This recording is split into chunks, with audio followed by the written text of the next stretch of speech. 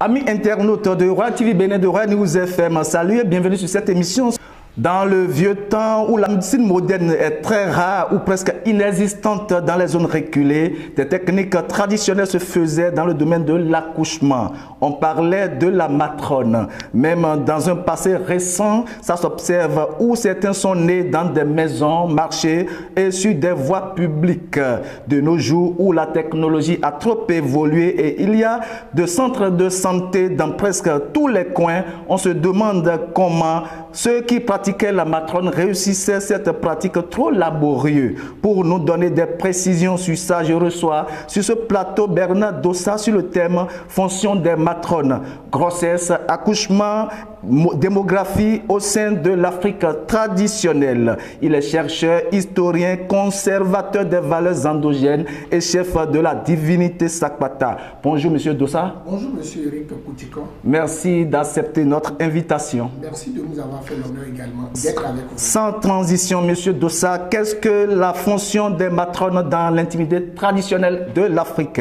Dans l'intimité traditionnelle de l'Afrique, il faut noter que lorsqu'on parle de matrone, on parle pas de métier parce qu'il n'y a pas de salaire, mais on parle de l'assistance des reines-mères aux femmes en état de grossesse lors de l'accouchement.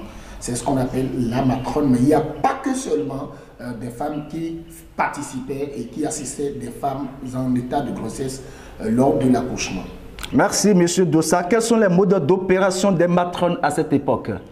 Les modes d'opération des matrones à cette époque de l'histoire, parce qu'il s'agit d'un passé très lointain. Alors, s'il faut parler des modes, ces modes sont purement traditionnels et culturels. Je dis traditionnels parce qu'on s'assoit sur des valeurs endogènes, des connaissances, des savoirs endogènes pour y arriver. Et je dis culturels parce qu'il y a des accouchements qui se font par l'assistance des divinités telles que la divinité Refioso par exemple. Ah bon, comment ça se passait? Même jusqu'à notre époque, il y a eu des jumelles, si nous prenons des cas typiques à Azorlisse, qui ont été accouchées sur la voie publique, parce que la dame, elle était en travail et elle n'avait pas trouvé des moyens pour vite se rendre à l'hôpital. Et il y a eu une fille plus seulement, et c'est la divinité de Tonnerre qui l'a assisté à faire l'accouchement. Et ce sont des adeptes de cette divinité qui sont allés faire donner les premiers soins à ses enfants. Mais lorsqu'on parle de la fonction de matrone dans sa généralité, cela consiste à suivre une grossesse depuis les premiers jours de la grossesse jusqu'à l'accouchement. Mais cela dans l'intimité traditionnelle, bien sûr. Alors, dites-nous, quel est le mode de suivi de la grossesse à l'accouchement?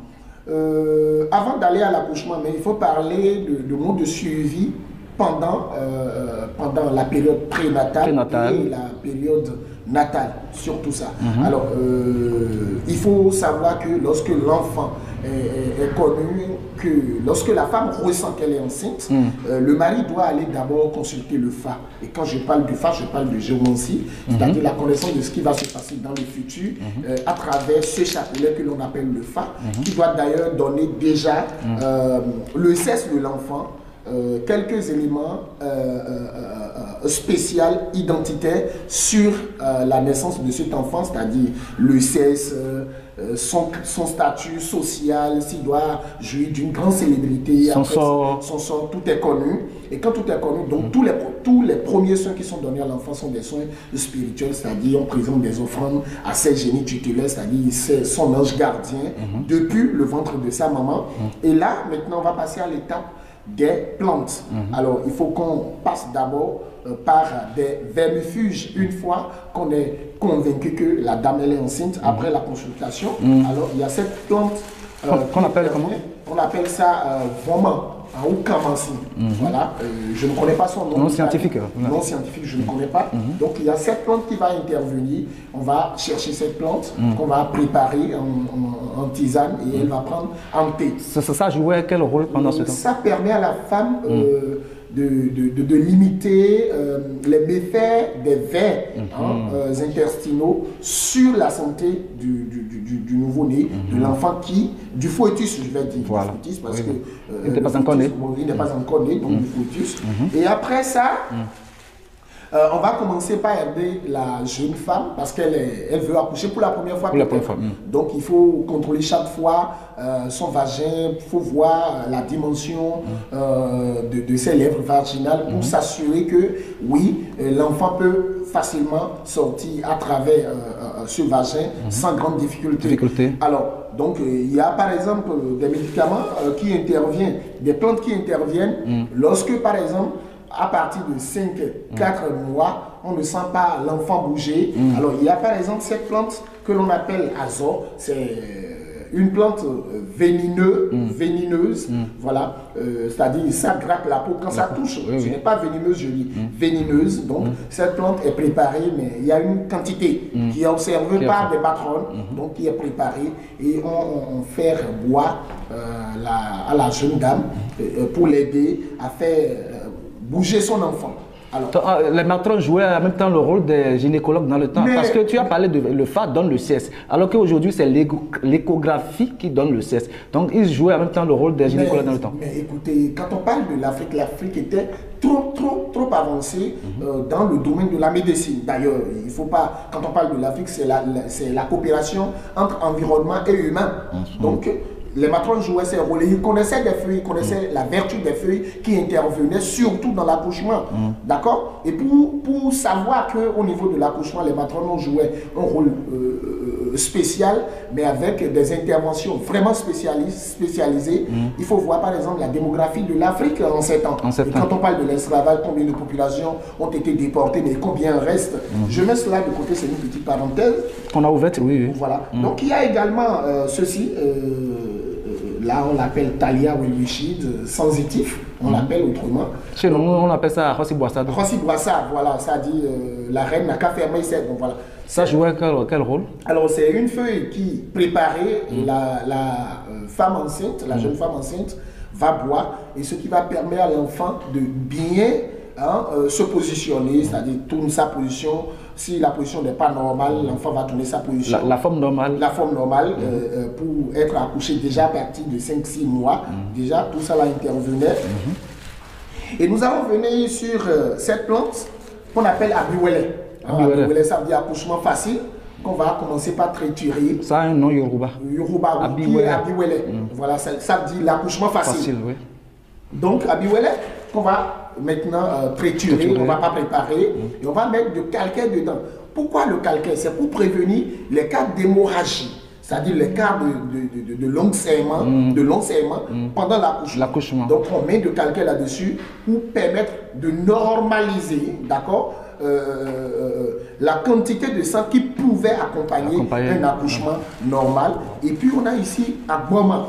Alors, cette feuille a été témoin de plusieurs accouchements dans les travaux des matrones. Ah bon? Oui, parce que lors de l'accouchement, pour aider la femme à récupérer son bébé, à faire sortir son bébé, alors il y a cette feuille qui est triturée et ça fait, c'est gluant, ça fait du liquide gluant et qu'on envoie petit à petit au niveau des... Pour faciliter, du vagin, voilà, pour faciliter. Du vagin, pour pouvoir, je vais dire vulve, voilà, vulve du moins, je ne sais pas si c'est vulve ou vulve, et pour faciliter la sortie de l'enfant.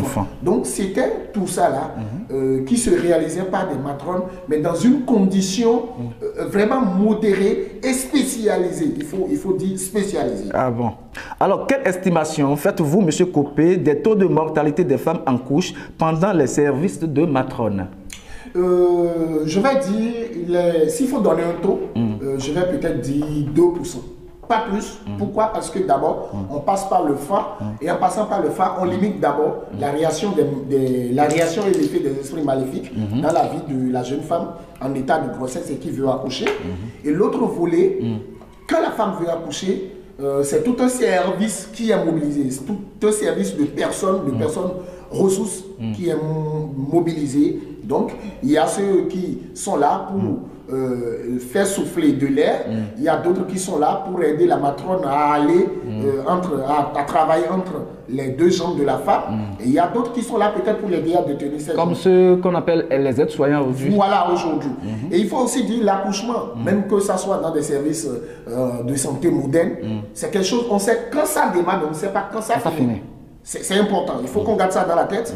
Mais ce qui se passait à l'époque, même si des femmes devraient prendre des agrafes et que des patronats, des patronnes ou des hommes vont intervenir, c'est rare, c'est beaucoup rare. Parce qu'on prenait du soin.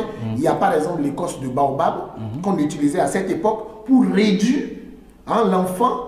Et c'est à la naissance que cet enfant va prendre de poids. Il y a également des bagues, des anneaux qu'on fait. Qui sont fabriqués dans nos traditions. Aujourd'hui, ça existe là.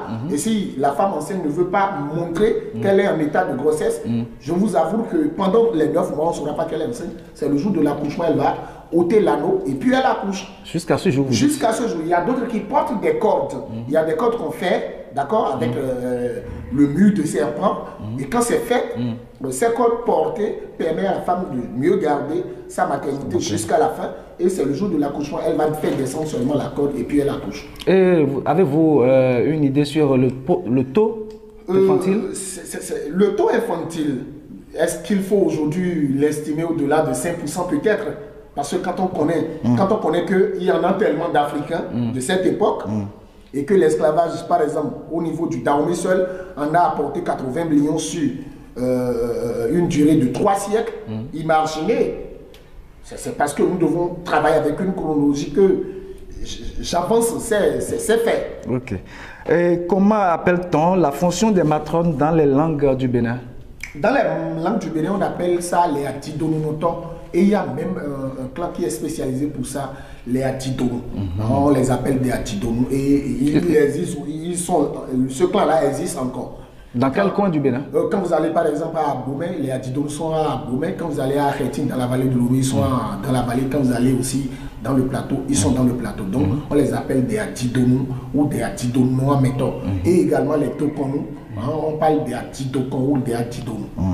Merci. Existe-t-il un groupe d'ethnie qui assure spécialement cette fonction dans les sociétés dahomiennes? Je crois bien. Il s'agit des Atidono. Il doit y en avoir d'autres, mais ceux-là dont j'ai une meilleure connaissance, il s'agit des Atidono. Mais vous, cette fonction existait avant vous. Comment avez-vous maîtrisé la matrone? Ma maîtrise de la fonction de la matrone, sur la fonction de la matrone surtout, a été possible compte tenu aujourd'hui de la fonction que j'occupe dans la société traditionnelle. Je suis un conservateur des valeurs endogènes, je suis un chercheur, historien, et sur mon passage, je ne fais que collecter tout ce qui est savoir endogène. Et nous avons des registres pour ces données que nous ne pouvons pas laisser partir parce qu'on ne sait pas ce que la vie nous réserve. Doit-on dépendre obligatoirement des Occidentaux, sinon de la médecine moderne à tout moment? Pour quelle fin économique? C'est là la question. Donc nous avons des raisons, nous avons des raisons qui nous obligent à préserver, à conserver ces données qui ont fait leur preuve dans le passé historique de notre communauté. Et maman vous a dit quoi? Vous êtes né où? À la maison ou à l'hôpital? Moi, je suis né à la maison. Je suis né à la maison et c'est plus tard, 3 jours plus tard, on m'a amené à l'hôpital pour me permettre d'avoir l'acte de naissance et je suis né vers les années 1984. Merci. Donc vous voyez, je ne suis pas... c'est au temps de la démocratie qu'on imposait tout et aussi de changement et qu'on sort. Voilà. Mais la révolution, il y avait la peur, on avait la crainte de l'homme blanc et on n'acceptait pas avec les deux mains ouvertes tout ce que l'homme blanc apportait pour des noirs parce qu'il y avait encore des séquelles de l'esclavage qui étaient aussi vifs à cette époque-là. Ouais. Monsieur Dossa, dites-moi si vous êtes témoin par naissance de la matrone une fois. J'en suis témoin, mais j'ai aussi assisté une femme à accoucher une fois dans ma vie. Ah bon? Oui. Et je crois que c'est dans ma famille, l'enfant porte le nom de Crespin. Il est aujourd'hui mécanicien. Et je connais tout ça parce que tout se faisait devant nous. On nous envoyait chercher des feuilles dans la brousse quand les femmes veulent accoucher. Et l'éducation qu'on nous a donnée est une éducation traditionnelle. On nous disait un jour vous pouvez avoir votre maison où vous allez habiter seul et où peut-être vous n'avez pas les moyens d'amener la femme à l'hôpital pendant qu'elle est presque qu'elle est en travail. Elle est presque à la fin du terme. Donc vous pouvez l'assister si cela arrivait. Donc on nous passait la main de tout ça. Merci, nous sommes à la fin de cette émission. Quel est votre mot de fin? Notre mot de fin, nous n'allons pas demander aux gens de continuer d'accoucher par la fonction de la matrone, mais nous demandons aux jeunes gens au moins de faire suivre les grossesses par les méthodes traditionnelles, de faire accompagner, voilà, je veux dire, à la fois des grossesses par des méthodes traditionnelles comme par des méthodes modernes, tout juste pour faciliter l'accouchement à nos mamans en ces jours de naissance. C'est la fin de cette émission avec notre invité Bernard Copé.